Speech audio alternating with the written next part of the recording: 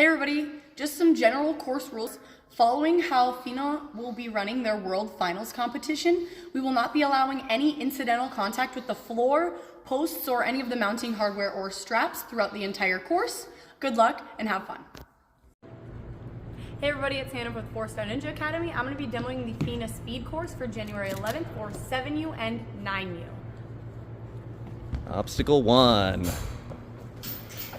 Clear. Obstacle 2. Clear. Obstacle 3.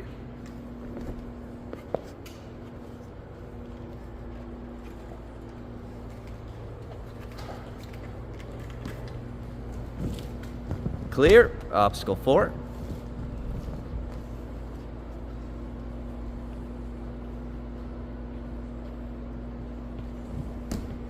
Clear. Obstacle 5.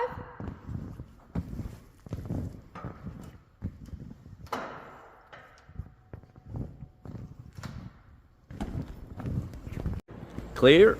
Obstacle 6.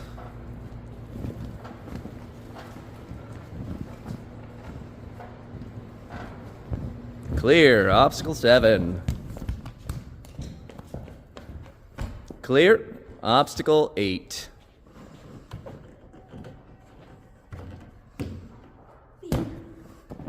And time. Hey everybody, Dusty here. I'm going to go over the rules for the 7U, 9U FINA Speed course. Start over. Hey everybody, Dusty here. I'm going to go through the rules and for the FINA Speed course coming up for 7U and 9U. So starting off on obstacle 1, you'll be starting off on the wood platform. You're allowed to use all 3 quad steps. The 2 plyo boxes here and this rope to get to your point B, which is the gray pad. That then becomes point A for your next obstacle. You have the tops only of these 4x4 blocks. The feet are not in play. And then you're allowed to use all 4 of these pipes and this orange pad to get to your point B on this orange pad. And then that becomes point A for obstacle 3. You guys are allowed to use any part of the stars themselves, just no straps. So you can use the slots or the sides, however you see fit. All 4 stars are in play, any part of the wood star here as well. To make our way down, you've got your orange pad here, and this pad to make our way to our point B. And then that becomes point A for our grips. So you will have a ring here, you've got Frosty the Snowman, another ring, and another Frosty. So the only thing that is not in play is any part of the eye bolt, so we're not allowed to be up on top of the hat. But you can be around his hat. If you can see that, we're just not going up on top. If you're up on top, you're way too high and you will get called for a fail on that. Making our way to our point B right here.